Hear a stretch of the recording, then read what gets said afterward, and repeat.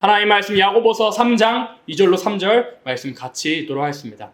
우리가 다 실수가 많으니 만일 말에 실수가 없는 자면 곧 온전한 사람이라 능히 온몸에 굴레 씌우리라. 우리가 말을 순종케 하려고 그 입에 재갈 먹여 온몸을 억어하며. 아멘. 오늘 설교의 제목도 같이 한번 읽어보도록 하겠습니다. 온전한 인격을 이루는 비결. 사람 중에서, 여러분들 중에서, 혹시 주변인들 중에서 온전한, 부족하지 않은 사람이 있습니까? 있겠어요? 없습니다. 지구상에는 온전한 사람이 없습니다. 완전한 사람, 완벽한 사람이 없습니다. 사람은 다소간에 선한 사람이 있을 수 있고 섬세한 사람, 조심스러운 사람이 있을지 모르겠습니다만은 완전한 사람이 80억 인구 중에서 한 사람도 없습니다.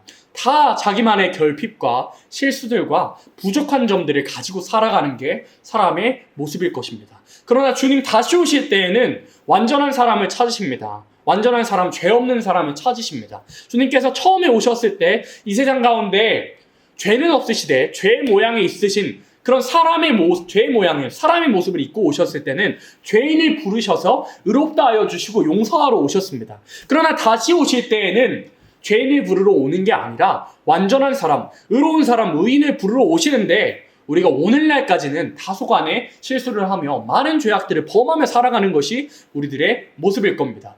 그렇다면 이 시대에 우리가 이룰 수 있는 그나마 하나님 보시기에 인정하는 사람, 온전한 인격이 뭐냐고 할 때 야고보서 3장 2절로 3절에는 뭐라고 되어 있어요? 우리가 다 실수가 많대요. 우리가 다 실수가 많은데 만일 말에 실수가 없는 자면, 즉 말을 조심하는 사람이라면, 말을 함부로 하지 않고 하나님께서 기뻐하시는 말을 하는 사람이라면 온전한 사람으로 하나님 인정하시겠대요.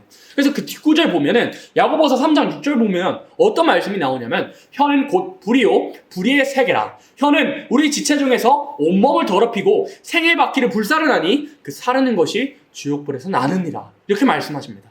혀의 권세가 지옥에 있대요. 혀를 함부로 놀리니까 사람이 나가기도 하고, 혀 잘 굴리면요, 말 잘하면 몇 냥빚 갚는다 그래요? 천냥빚을 갚는다 그래요. 말 한마디에 천냥빚 갚는다 그럽니다. 연예인들 왜 자살할까요? 악플 때문에 연예인들이 실제로 자살하기도 합니다. 이 말이라는 게, 내 혀라는 게 사람을 죽일 수도 있고 사람을 살려낼 수도 있는, 정말 힘든 가운데 있는 사람을 내 말 한마디로 살려낼 수도 있고, 우리 속담에, 우리 옛말에 말 한마디로 천냥빚 갚는다는 말이 있을 정도로 말은 강하고 무겁고 때로는 회복할 수 있는 능력이 있기도 합니다. 그러나 이 혀의 권세가, 사람이 만약 혀를 함부로 놀려버린다면 그 권세가 지옥불에서 낫다고 그렇게 말씀하고 있습니다. 또 잠언 말씀에서는 말이 많으면 허물이 많다고 하셨고요. 혀는 능히 길들일 사람이 없대요. 쉬지 아니하는 악이요 죽이는 독이 가득한 것이래요. 이 혀를 우리가 길들일 수가 없습니다. 그러나 우리가 배웠다시피 고치시는 성령님께로 나아가면 우리 혀를 길들일 수 있음을, 또한 우리가 혀를 조심해야 할 것을 말씀하고 있습니다. 민수기 14장 27절로 28절 같이 읽습니다. 나를 원망하는 이 악한 회중을 내가 어느 때까지 참으랴? 이스라엘 자손인 나를 향하여 원망하는 바 그 원망하는 말은 내가 들었노라. 그들에게 이르기를 여호와의 말씀에 나의 삶을 가리켜 맹세하노라. 너희 말이 내 귀에 들린 대로 내가 너희에게 행하리니. 우리가 입술의 말을 왜 조심해야 하냐면 여러분들이 기도하는 거 자기 전에 여러분 기도하세요? 기도하십니까? 자기 전에 기도하는 거 하나님이 들으십니까? 안 들으십니까? 들으십니다. 그 기도의 말들 하나님 응답하십니다. 그렇다면 내가 악한 말을 했을 때 친구에게 혹은 가족에게, 또 믿지 않은 형제 자매들에게, 또 믿는 형제 자매들에게 내가 옳지 않은 말을 하고 은혜롭지 않은 말을 한다면 하나님께서 그 말을 들으실까요? 안 들으실까요? 하나님께서는 우리의 말을 귀 기울여 들으시는 분이시라고 말씀하셨습니다. 우리의 말에 늘 귀 기울이시고 우리의 신음에 응답하시는 분, 우리의 부르짖는 소리에 응답하시는 분이라고. 출애굽기 말씀에 보면 출애굽기 첫 시작부터 하나님께서 뭐라고 출애굽기 기자가 기술하냐면, 아브라함의 자손인 이스라엘 백성들이 신음하는 그 고역설에 신음하는 그 고역을 인하여 하나님께 부르짖음이 하나님께 상달하여서, 하나님께 호소하는 것이, 하나님 우리를 도와주세요 하는 것이 상달하여서 하나님께서 권념하시고 기억하시고 그 기도와 부르짖음과 호소와 신음하는 소리를 들으셔서 하나님께서 출애굽 역사를 시작하셨다고 출애굽기 첫 시작에서부터 출애굽기 기자는 기술하고 있습니다. 하나님께서는 우리의 말을 들으시는 분, 귀 기울여 주시는 분, 우리의 신음하는 소리에 응답하시는 분이시라는 걸 우리 신앙인이 안다면 우리 신앙인이 안다면 반대로 내가 남에게 상처 주는 말, 신앙인으로서 하지 말아야 할 비속어나 은어라든지 옳지 않은 성경에는 농담도 하지 말라 그랬어요. 세상에 얼마나 무서운 말씀이 농담도 하지 말라 그랬는데 우리가 사사로운 말이나 하지 말아야 할 신앙인으로서 예수 믿는 사람이라면 하지 말아야 할 말들을 우리 입으로 뱉고 거짓을 말한다면 하나님께서 그 모든 것들을 들으시고 우리의 기도에 응답하심과 같이 우리의 그 나쁜 말에도 하나님께서 분명히 응답하신다고 민수기 14장 27절로 28절에는 말씀했던 겁니다. 이때 상황이 어떠한 상황이었냐면 광야 1세대가 늘 원망하는 사람들이었거든요. 원망하고 나서 하나님께서 그걸 갚으신다고 하는 그런 말씀에서 나온 겁니다. 그래서 이 그림 보이세요? 왼쪽에는 어떤 모습인 것 같습니까? 화내고 원망하고 불평하고 불만하는 모습이죠. 오른쪽 그림은 어떤 모습입니까? 기도하는 모습, 하나님께 감사하는 것 같은 그런 모습이 연상되는 그림이죠. 우리가 어떤 사람이 되어야겠습니까? 왼쪽 아니면 오른쪽입니다. 사람이 마귀에게 사로잡혀 있고 신앙인이라도 마귀에게 사로잡혀 있다면 늘 불평하는 말, 원망하는 말, 형제의 사이를 이간하거나 또 헌담하거나 그런 말을 뱉게 됩니다. 그러나 성령의 충만함을 입은 사람이라면 다소간의 실수를 용서해 줄 수 있고 관용해 줄 수 있고 형제에게 좋은 말, 상처가 되지 않고 은혜로운 말, 물론 악을 참아보면 안 되지만 은혜로운 말, 감사하는 말, 찬미의 말을 우리가 해야 하는 겁니다. 그럼 우리로서 하지 말아야 할 말들이 무엇이 있는지 한번 살펴볼까요? 고린도전서 10장 10절로 11절 앞에 있는 말씀 같이 읽습니다. 저희 중에 어떤 이들이 원망하다가 멸망시키는 자에게 멸망하였나니 너희는 저희와 같이 원망하지 말라. 저희에게 당한 이런 일이 거울이 되고 또한 말세를 만난 우리의 경계로 기록하였느니라. 아멘.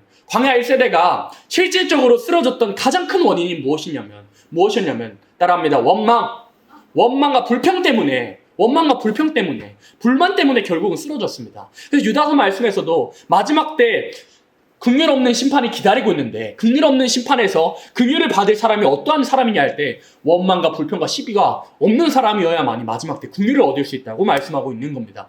그래서 우리가 하지 말아야 할 말, 지양해야 할 말이 무엇이냐면 원망하는 말을 우리 입 밖으로 뱉지 않아야 할 것을 우리가 알아야 됩니다. 광야 1세대가 60만 대군, 남자로만 60만 대군으로 이루어졌습니다. 그 이상은 얼마나 되는지 정확한 수치는 알 수 없지만 그 성경에서는 남자만 그 이스라엘 백성들을 계수할 때 남자만 기록했기 때문에 장정들만 기록했기 때문에 60만 대군 중에서 몇 명만 살아남았을까요? 광야 1세대 중에서 몇 명이 살아남았습니까? 여호수아와 갈렙만이 살아남았습니다. 나머지는 다 원망하는 그 말 때문에 쓰러졌습니다. 어떻게 원망했는지 아십니까? 예를 들어 배고픈 상황에 있으면 하나님 모세에게 대하여서 우리를 왜 이런 곳에 끌고 왔느냐고. 우리가 출애굽하기 전까지는 그 홍해를 가르기 전까지는 그래도 고역하다가도 값없이 생선도 먹고 참외도 먹고 수박도 먹고 부추와 파도 먹었는데 우리를 왜 이런 곳을 인도하느냐. 또 물을 잠깐 마시지 못할 때는 또 모세를 원망하는 모습을 보이기도 했습니다. 우리가 알 수 있는 건 그들이 원망했던 건 배고파서가 아닙니다. 목말라서가 아닙니다. 하나님 다 책임져 주셨습니다. 하늘에서부터 만나와 메추리라는 신령한 음식을 내어주셨고요. 고린도전서 10장 말씀으로 할 것 같으면 세례를 받았습니다. 홍해 바다를 가르면서 물 세례를 받았고 예표적으로 받았고 하늘에서 내려오는 신령한 만나와 메추리로 말미암아서 신령한 음식을 먹었고 반석에서 친 그 물을 예수 그리스도라고 표현하십니다. 그 신령한 음료를 우리와 같이 동일하게 마셨는데도 불구하고 그들이 원망했던 게 우리에게 말세로 경계가 되고 거울이 된다고 말씀하시는 것은 그들이 구했던 것은 결코 음식이 아니었습니다. 먹고 사는 문제가 아니었습니다. 그들이 구했던 것은 하나님께서 먹고 사는 거 다 책임져 주셨거든요. 신령한 것을 공급해 주심으로 하나님의 살아계심을 보여주셨는데 그들에겐 더 이상 선물이 아니었던 겁니다. 얼마나 선물 같아요. 광야에서 사막에서 아무것도 나지 않은 곳에서 하나님께서 하늘에서부터 신령한 음식 이스라엘 자손에게만 허락하신 만나와 메추리를 허락하셨는데 반석을 침물로써 다른 민족들은 경험해보지 못한 그 신령한 음료를 마시게 하셨는데 그 신령한 것들이 나중에 가서는 당연하게 여겨지고 선물이 아니게 되었던 겁니다. 그래서 원망이 터져 나왔던 겁니다. 우리가 만족하지 못하잖아요. 우리의 삶 속에서 만족하지 못하고 감사하지 못하면 어떤 말이 나오게 되냐면 원망하는 말, 불평하는 말이 나옵니다. 전에는 내가 정말 짓불도 없었을 때는 하나님 내게 이거 해주시면 내가 잘 섬기겠습니다 하고 하나님께서 주셨거든요. 책임져 주시고 가난치 않게 해주셨거든요. 근데 그걸 선물로 여기지 아니하고 감사하는 것으로 여기지 아니하고 늘 만족하는 생활, 하나님께 감사의 생활을 하지 않으면 우리의 입술이, 간절했던 우리의 입술이, 하나님을 구했던 우리의 입술이 정말 원망하는 모습으로 변하는 것을 우리의 삶 속에서 발견합니다. 우리가 숨쉬는 것도 감사인데 우리의 모든 것들을 책임져 주심에, 우리가 모든 것을 누리게 하심에, 또한 이 천국 백성 삼아 주심에, 이스라엘 백성들이 애굽 땅을 나옴과 같이 애국과 같은 세상에서 우리를 건져내 주셔서, 십자가로 건져내 주셔서 누리게 하심, 하나님을 아빠, 아버지라고 부르질 수 있는 그 특권을 받은 게 모든 게 감사인데 우리가 만족하지 못한다면, 자족하지 못한다면 우리는 원망할 수밖에 없고, 원망하다간 이스라엘 백성처럼 가나안 땅에 들어가고 싶었으나 원망하다가 쓰러졌던 이스라엘 백성들처럼 그 나라에 들어가지 못한다는 사실을 우리는 뼈저리게 알아야 하는 겁니다. 그래서 원망하는 말을 하나님께서는 너무나도 싫어하시는데 그 원망의 결과는 육신이 쓰러지게 되는 것이었습니다. 마찬가지로 예수님 다시 오실 때에도 우리가 원망하는 말을 내뱉는다면, 원망하는 말, 부정적인 말을 뱉는다면 하나님께서 내 말이 너희 귀에 들린 대로 행하리라. 또 이사야 말씀에서는 입술에 열매를 맺는 나 여호와가 너희 말에 한 대로 열매 맺는다고 하신 하나님께서 우리의 말대로 열매 맺으신다는 걸, 하나님께서 내 말에 귀 기울여 들으신다는 걸 알아야 합니다. 두 번째는 근심하는 말을 하나님께서 싫어하시고 우리가 이러한 말들을 지양해야 합니다. 시편 55편 22절 같이 했습니다. 내 짐을 여호와께 맡겨버리라. 너를 붙드시고 의인의 요동함을 영영히 허락지 아니하시리로다. 아멘. 하나님께서 이렇게 말씀하십니다. 내 짐을 여호와께 맡겨버리라. 너를 붙드시고 의인이 요동함을 허락지 아니하시고 잔잔한 시냇가 물로 인도하신다고 약속해 주셨는데, 베드로전서 말씀에서는 너희 모든 염려를 주께 맡겨버리라. 주께서 너희를 권고하심이라 라고 말씀하셨습니다. 또 누가복음 말씀에서는 지구상에 세 가지 일로 모든 사람에게 덫과 같이 그날이 임한다고 말씀하셨는데, 그 세 가지가 뭐냐고 우리 성경학교 때 잘 배웠죠. 첫 번째로는 방탕함입니다. 방탕함, 쉽게 말해서 사전적인 의미로 옳지 않은 행실입니다. 우리가 입어야 할 것은 계시록의 말씀에 근거할 것 같으면 성도의 옳은 행실, 빛나고 깨끗한 세마포, 성도들로서 마땅히 해야 할 행실을 준비하는 것이고, 두 번째는 술 취함. 우리가 잘 배웠죠. 세상은 술에 취할 것이냐 성령님의 은혜에 취할 것이냐, 단 두 가지. 세상에 취할 것이냐 성령님의 은혜에 취할 것이냐로 두 가지로 나뉘게 된다고 그랬습니다. 마지막 정말 중요한 건 생활의 염려로, 예수님 다시 오신 날에 생활의 염려 때문에 그날이 덫과 같이 임하겠다고 말씀하고 있는 겁니다. 그래서 우리가 지양해야 하는 말은 근심하는 말입니다. 근심하는 말.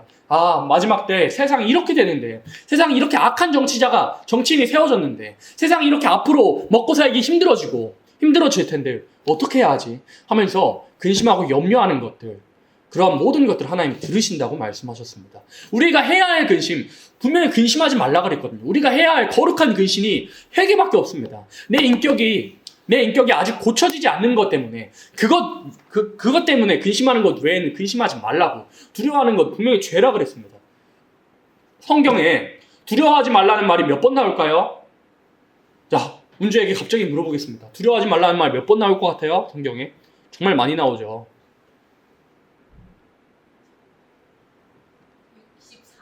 64번 틀렸습니다. 우리 1년이 며칠이죠? 365번 나옵니다. 성경에 두려워하지 말라는 말이 365번 나옵니다. 에녹이 365세에 들림받았거든요. 에녹이 365세에 하나님께서 산채로 부르셨거든요. 에녹이 365일씩 365번 동안 하나님과 늘 동행하면서 살았습니다. 하나님과 늘 동행하면서 살잖아요. 성경에서 두려워하지 말라는 말이 365번 나오는 게 참 은혜가 돼요. 365번인, 그러니까 우리의 생각으로 할 것 같으면 매일매일을 살아가는 것이 두려운 날밖에 없지만, 우리의 힘으로 할 것 같으면 두려운 것이 세상이고 두려워할 수밖에 없는 것이 우리의 인생의 모든 날들이지만, 하나님과 동행한다면 전혀 두렵지가 않은 겁니다. 그래서 생활의 염려 때문에 많은 사람이 쓰러진다고 하나님께서 말씀하셨습니다. 로마서 8장 15절 같이 읽도록 하겠습니다.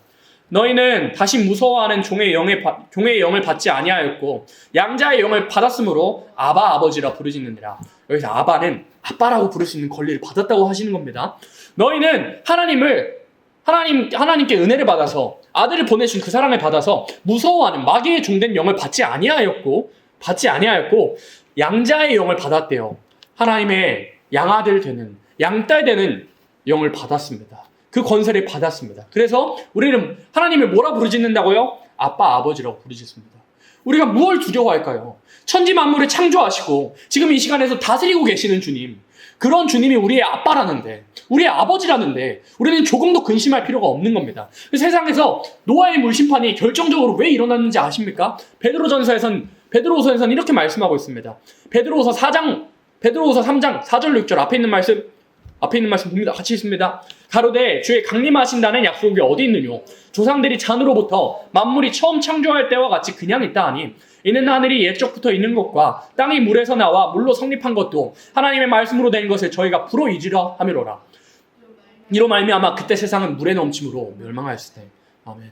물심판을 받게 된 결정적인 계기가 뭐냐면 하나님의 약속의 말씀 믿지 않았다는 것으로 심판을 받았습니다.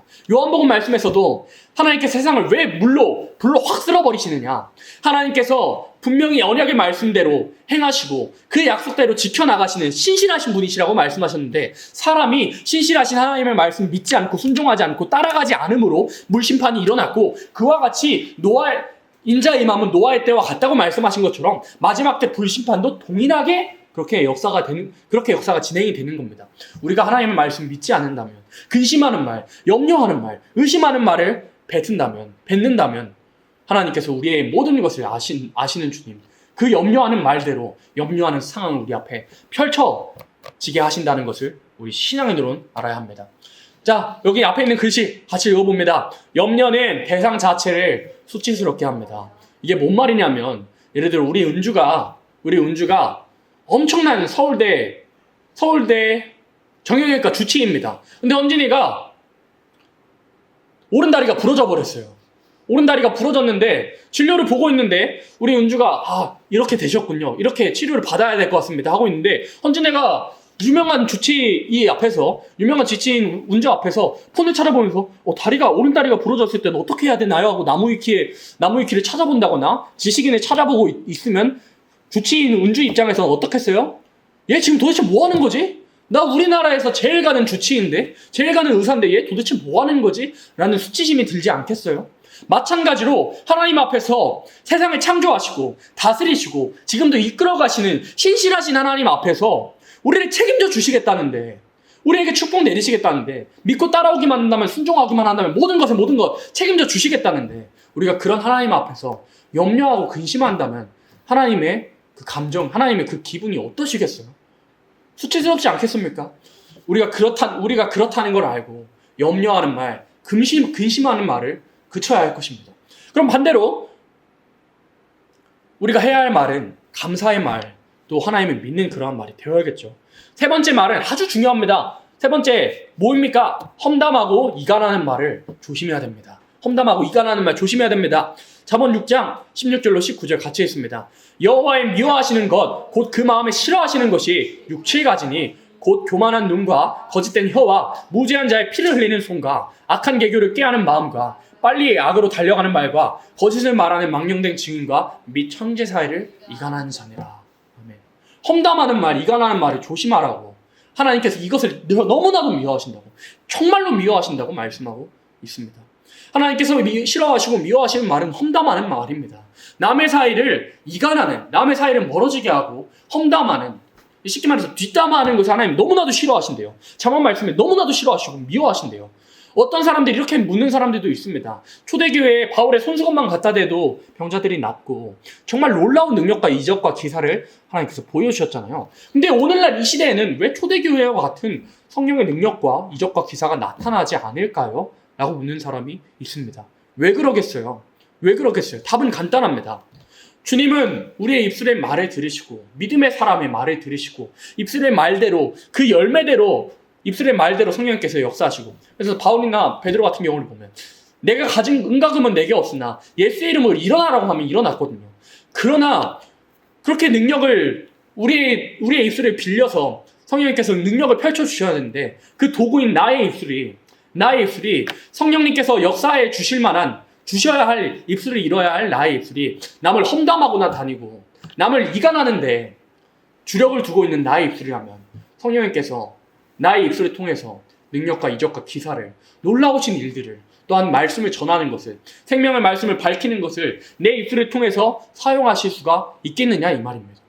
그래서 우리가 입술을 조심해야 됩니다. 성령님의 능력을 체험하고 싶으십니까? 이적과 기사를 보길 원하십니까? 하나님의 살아계심을 체험하고 싶으십니까? 그러면 우리의 입술을 조심해야 됩니다. 험담하고 이간하는 말 하나님께서 너무나도 싫어하시고 미워하신다는 걸 알고 우리가 험담하고 싶은 순간들이 올라오잖아요. 험담하는 거 솔직히 재밌잖아요. 우리 인간의 생각으로 할 것 같으면 도파민이 채워진다 그러죠. 채워지고 남 조롱하고 남 비판하고 하는 것 시간 너무나도 잘 가죠. 근데 하나님 미워하신다고요. 그렇게 험담하고 이간하는 말을 하는 사람이라면 하나님께서 그 사람을 통해서 생명의 말씀을 밝혀낼 수가 없다고요. 생명의 말씀을 밝혀낼 수 없고 그 사람의 입술을 통해서 하나님께서 역사하실 수도 없고 능력을 나타내실 수도 없다고.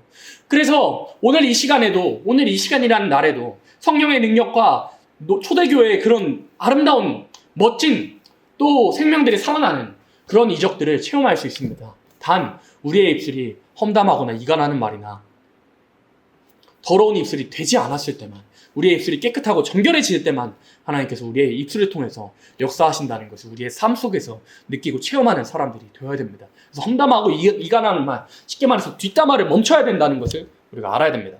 그럼 우리가 해야 할 말이 무엇이 있을까요? 그렇다면 우리가 해야 할 말, 우리가 입술의 고백으로 해야 할 말들은 다음과 같습니다. 민수기 14장 6절로 9절 같이 읽습니다. 그 땅을 탐지한 자 중 눈의 아들 여호수아와 여분네의 아들 갈렙이 그 옷을 찢고 이스라엘 자손의 온 회중에 일러가로되 우리가 두루다니며 탐지한 땅은 심히 아름다운 땅이라. 여호와께서 우리를 기뻐하시면 우리를 그 땅으로 인도하여 들이시고 그 땅을 우리에게 주시리라. 이는 과연 젖과 꿀이 흐르는 땅이라. 오직 여호와를 거역하지 말라. 또 그 땅 백성을 두려워하지 말라. 그들은 우리 밥이라. 그들의 보호자는 그들에게서 떠났고 여호와는 우리와 함께 하시느니라. 아멘. 이렇게 말씀하셨습니다. 우리가 해야 하는 말은 담대한 믿음의 말입니다. 온 회중 가운데서 60만 대군, 장정으로만 60만 대군 가운데서 몇 명이 구원받았다고요? 2명만 구원받았는데 어떠한 믿음의 고백 때문에 어떠한 말 때문에 하나님께서 인정하셨냐면 담대한 믿음의 말로 여호와께서는 우리와 함께 하시고 그들의 보호자는 그들에게서 떠났고 여호와께서는 천지 만물을 창조하시며 다스리시는 분께서 우리의 보호자신데 도대체 우리가 누구를 무서워하겠느냐고 담대하게 말했던 여호수아와 갈렙 그 두 사람만이 새 땅을 광야 1세대는 다 쓰러진 가운데 새 땅을 들어가게 되었습니다. 이러한 과정이 있는 후에 이스라엘 백성들 정탐꾼들 40일 동안 정탐하고 원망하는 그 말을 뱉고 또 여호수아와 갈렙은 이렇게 믿음의 고백을 한 후에 하나님께서 나타나셔서 말씀하셨습니다. 너희 말이 내 귀에 들린 대로 행하리라. 여호수아와 갈렙 아름다운 담대한 믿음을 말했지. 그럼 그 말의 고백대로 내가 너희의 보호자가 되고 내가 너희로 가나안 땅에 들어가게 해줄게. 너희 정탐꾼들 여호수아와 갈렙을 제외한 모든 사람들 하나님을 믿지 않고 근심하고 염려하고 원망했지. 그 원망의 말대로 쓰러지게 해줄게. 40일 정탐한 것을 연수로 환산해서 40년 동안 너희는 광야 뺑뺑이 돌다가 죽어갈 거야. 쓰러질 거야. 라고 선고를 내리십니다. 우리가 이걸 두려워야 됩니다. 그렇다면 우리가 해야 할 말들은 담대한 믿음의 말입니다. 내게 허락하신 시련을 통해서 나의 믿음이 자라난다는 걸. 마치 여호수아와 갈렙이 만난 그 정탐꾼으로서 만난 저 무서운 가난한 사람들이 내 앞에 있는다 할지라도 또 우리로 치면 우리 앞에 무서운 환경들이 무서운 상황들이 우리 앞에 눈앞에 펼쳐진다 하더라도 우리는 믿음으로 나아가야 되는 겁니다. 믿음으로 했더니 상황이 안 좋아지는 경우가 시브라와 부하의 상황처럼 믿음으로 행했더니 상황이 더 안 좋아지기도 합니다. 우리의 삶 속에서 하나님 기쁘시게 했는데 하나님 왜 상황이 안 좋아집니까? 라고 생각할 수도 있는데요. 하나님께서는 그 어려운 상황이 온 것마저 뛰어넘으시길 원하시는 겁니다. 하나님은 주시고자 하시고 싶으신 사람, 이기고서 주고 싶으신 사람, 이긴다면 주고 싶으신 그러한 사랑과 공의 하나님이신데 우리에게 허락하신 그 시련을 하나님께서 담대한 믿음으로 내 힘이 아닌 하나님을 신뢰함으로 성령님의 능력으로 도우심으로 이기기를 원하시는 겁니다. 그래서 우리가 하나님을 신뢰하는 믿음의 고백으로 내 힘으로는 이길 수 없으나 하나님께서 우리에게 감당치 못할 시험을 허락지 아니하시고 또 시험을 당할 때 마땅히 피할 길을 주시는 하나님을 신뢰하면서 믿음의 말로 담대한 믿음의 말로 나아가기를 하나님은 너무나도 원하시는 겁니다. 그래서 우리가 우리의 삶 속에서 알아야 하는 것, 우리가 해야 할 말 중에 담대한 믿음의 말, 우리가 공부하다가도 또 취업을 하다가도 취업을 했다고 가정을 하더라도, 또 학교에서 어려운 상황을 만나더라도, 또 기록하신 대로 디모데후서 말씀 보니까 무릇 그리스도 예수 안에서 경건하게 살고자 하는 자는 핍박을 받는데요. 우리는 핍박을 받습니다. 기독교인으로서 환난을 당합니다. 그러나 그 환난 가운데 하나님을 신뢰하며 나아간다면 갈렙과 여호수아에게 그 새 땅을 허락한 같이 내게 새 땅을 허락하신다는 걸 깨닫고 담대한 믿음의 말을 하시길 원합니다. 또 두 번째 해야 할 말은 감사의 말입니다. 시편 118편 28절로 29절 같이 읽습니다. 주는 나의 하나님이시라 내가 주께 감사하리이다. 주는 나의 하나님이시라 내가 주를 높이리이다. 여호와께 감사하라. 그는 선하시며 그 인자하심이 영원하미로다. 아멘. 우리가 이런 감사의 말을 해야 됩니다. 우리가 이런 감사의 말, 우리의 삶 속에서 멈추지 말아야 할 것. 항상 기뻐하라. 범사에 감사하라. 쉬지 말고 기도하라 하신 이 말씀. 범사에 감사해야 됩니다. 또 하나님께서 어떤 제사를 받으시냐면 시편 50편 23절 보니까 감사로 제사를 드리는 자가 나를 영화롭게 한대요. 그 행위를 옳게 하는 자에게 내가 하나님의 구원을 보이리라. 우리가 마지막 때 환난과 재앙 가운데서 보호받으려면 감사의 말을 하는 사람, 감사로서 하나님께 제사 드리는 사람이 되어야 하는 겁니다. 하나님께 감사하는 말, 여러분들 감사라는 말 하루에 몇 번이나 하십니까? 아니 이런 상황 왜 내게 허락하시는 거지? 왜 내게 이런 일이 일어날까? 하면서 원망하십니까? 불평하십니까? 아니면 하나님 내게 어려운 상황을 통해서 나를 징계하시는 상황을 통해서 나를 고치게 하시는군요. 나를 성숙하게 하시는군요. 나로 자라나게 하시는군요 하며 감사의 말을 하십니까? 우리의 입에서 나와야 할 말, 하나님 사랑합니다. 하나님 감사합니다 하며 만족하는 그러한 것들이 우리에게 나와야 합니다. 자, 여기 뭐라고 되어 있습니까? 같이 읽어볼까요? 광야 1세대는 자족하지 못하고 감사하지 못해서 쓰러졌습니다. 광야 1세대가 왜 결국엔 쓰러졌냐면 자족하지 못하고 감사하지 못해서 결국엔 쓰러졌습니다. 만족하고 감사하는 거잖아요. 근데 이스라엘 백성들이 왜 결국에는 쓰러지는 지경까지 나아가게 됐냐면 자족하지 못해서 하나님께 받은 거 너무나도 선물인데 자족하지 못해서 결국엔 쓰러졌습니다. 우리의 삶 속에서도 마찬가지입니다. 여러분들이 숨을 쉬는 것, 내가 숨을 쉬는 것, 먹을 수 있는 입이 있는 것, 코로 마실 수 있는 것, 또 눈으로 볼 수 있는 것, 손으로 봉사하며 하나님의 일할 수 있는 것, 발로 하나님의 살아계신 교회에 발로 출입하며 기뻐 뛰며 하나님의 일을 할 수 있는 것, 모든 것이 감사인데요. 우리가 자족하지 못하고 하나님께서 내게 허락하신 어떠한 사람들은 너무나도 살고 싶으나 허락함을 받지 못한 오늘이란 날을 내가 만족함으로 느끼지 못한다면 감사할 수가 없게 됩니다. 선물로 인지하지 못하잖아요. 감사하지 못하게 됩니다. 감사하지 못하게 되면 원망하게 됩니다. 원망하게 돼서 이스라엘 백성들 멸망했습니다. 다 사실 너무나도 간단합니다. 오늘이란 삶 속에서 하나님께서 내게 허락하신 하루에 만족하는 여러분 되시길 원합니다. 따라합니다. 내게 허락하신 하루가 선물입니다. 모든 것이 하나님 주신 선물입니다. 모든 것이 하나님 주신 선물입니다. 내게 허락하신 하루도 내게 허락하고 있는 모든 것들, 허락하고 계신 모든 것들이 선물이라고. 그래서 우리가 가진 것에 감사할 줄 아는 사람이 되어야 됩니다. 어떤 시각장애인인데 찬양 사역자이신 분이 계시는데요. 시각장애인이면 눈뜨기가 눈에 못 뜨잖아요. 불편하잖아요. 어떤 고백을 했냐면 내가 시각장애인이라 눈을 뜨지 못하는 사람이라 시각장애인이라 눈을 뜨지 못하는 사람이라 세상의 모든 더러운 것들을 보지 않을 수 있게 되었다고. 그래서 하나님께 감사한다고 그렇게 말했습니다. 얼마나 아름다운 고백입니까? 다른 사람은 눈이 있어도 감사하지 않는데 눈을 뜨지 못하는 사람이 눈을 뜨지 못해서 더러운 것들을 보지 않는 것에 대해서 하나님 너무나도 감사한다고.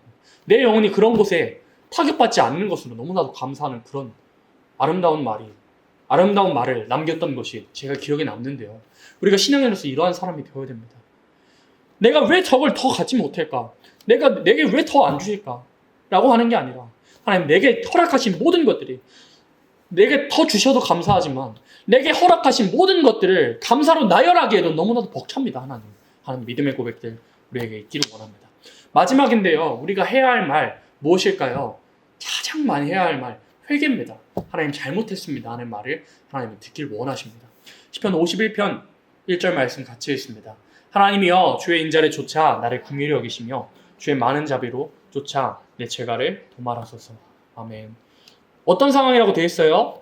다윗이 밧세바와 동침한 후에 선지자 나단이 찾아온 그때 이런 회개를 시작을 했습니다. 하나님이여 주의 인자를 쫓아 나를 긍휼히 여기시며 주의 많은 자비를 쫓아 내 죄가를 도말해달라. 우리가 매 예배를 나오면서 이러한 심정으로 나와야 합니다. 하나님께로 나오면서 또 하루를 마무리하며 기도할 때 꼭 회개 기도하시길 원합니다. 시편 51편 17절에 보니까 하나님의 구하시는 재산은 상한 심령이래요. 하나님께서 구하시는 재산은 상한 심령. 51편 전방적인 내용이 밧세바가 실수를 한 후에 자기 자신을 돌아보면서 한 말이었잖아요. 10절, 16절을 보니까 주는 제사를 즐겨 아니하시나니 그렇지 않으면 내가 드렸을 것이라. 다윗이 여전하게 제사 드렸을 겁니다. 시도 썼을 것이고요. 애 나오려면 몇 개월 걸립니까? 10개월 걸립니다. 그 10개월 걸리고 그 아이가 죽기까지 또 선지자 나단이 찾아올 때까지 그 10개월이란 동안 제사 안 드렸을까요? 기도 안 했을까요? 시를 하나님께 안 올려드렸을까요? 찬양 안 했을까요? 다 했을 겁니다. 그러나 그런 모든 것들이 상대되지 않았음을 다윗이 정말 간절한 심정에서 고백합니다. 이런 모든 것들이 상대되지 않았습니다. 내 재문계를 하나님께 토설하지 않고 회개하지 않으니 하늘의 문이 열리지 않게 되고 하나님께서 받으시지 않았습니다. 그러나 하나님 나를 용서해 주세요 하면서 다윗이 구했던 것이 있습니다. 나를 멀리하지 말아달라고. 또 주의 성신을 내게 거두지 말아달라고. 염치불구하게도 구했던 것입니다. 왜 그랬을까요? 다윗은 보았을 겁니다. 사울의 그 말로를 보았을 겁니다. 회개하지 않으니까, 잘못을 인정하지 않고 회개하지 않으니까 악신이 들어가서 자기는 그 악신을 쫓아내기 위해서 찬미를 하는데 단창을 자기에게 던졌던 그러한 기억을 너무나도 생생하게 자기는 보았을 겁니다. 성신이 떠나서 악신이 들어온 그 참혹한 결과를 자기는 두 눈으로 보았기 때문에 하나님께 염치불구하게도 입을 열어 하나님께 고백했습니다. 나를 멀리하지 마시고 정직한 영을 내게 세우시고 주의 성신을 내게 거두지 말아달라. 우리의 날마다의 고백이 이런 고백이 되어야 됩니다. 주님, 나를 멀리하지 말아주세요. 하나님, 내가 잘못했습니다. 오늘 하루도 마음으로 범죄하고 입술로 범죄하고 하나님 서운하게 해드렸던 것들이 너무나도 많습니다. 또 생각나지 않은 것들이 있다면 하나님 생각나게 하시고 하나님께 토설하게 하시고 고백하게 하시고 끄집어내서 도려내게 하시고 도말하게 해주세요. 하나님, 믿음의 고백, 회개의 고백들이 우리의 삶 속에서 하루를 마무리할 때 또한 예배의 자리로 나올 때 그러한 고백을 하는 생명은 하나님께서 그러한 상한 심령의 제사를 결코 받으시겠다고 하나님 약속하셨던 겁니다. 그래서 우리에게 있어야 할 말들이 어떠한 말들이냐면 온전한 인격을 이루는 비결, 우리가 어떻게 해서 온전한 인격이 이루어지냐면 말에 실수가 없어야 됩니다. 어떤 말을 하지 말라고 그랬어요? 원망하는 말 하지 말라 그랬습니다. 근심하는 말, 하나님 믿지 않는 말 하지 말라 그랬습니다. 또 험담하는 말, 남을 이간하면 쉽게 말해서 뒷담화하지 말라 그랬습니다. 그럼 우리가 해야 할 말들은 어떠한 말이라 그랬습니까? 담대한 믿음의 말, 하나님을 신뢰하는 말, 또 감사의 말, 하나님 감사합니다 하는 감사의 말들과 또 가장 우리의 입술에서 많이 나와야 할 회개, 하나님 잘못했습니다, 용서해 주세요 라는 말들이 우리의 입술에서 매일매일 나와서 오늘이란 날에 우리가 모든 사람이 아직까지는 실수도 많고 완전한 것 없고 다 죄 많고 실수 많고 허물 많은 사람들인 것이 오늘날의 현실이고 우리의 현실이지만 지금 이 시대에 어떠한 사람을 온전한 사람이라고 하나님께서 살펴보시냐 할 때 입술에 실수가 없는 사람, 하나님을 입술로서 경외하는 사람이 하나님을 기쁘시게 하고 온전한 사람이라는 걸 깨닫고 우리가 온전한 사람이 되기 위해서 우리의 입술을 또한 우리의 악한 마음을 고쳐나가며 아름다운 입술의 말, 감사의 말, 또 담대한 하나님을 신뢰하는 말, 아름다운 신앙의 고백들과 또 하나님 잘못했습니다 하는 그런 회개들로서 하나님을 기쁘시게 해드려서 온전한 인격을 이뤄나갈 수 있는 우리 청년들 되기를 예수님의 이름으로 축복합니다.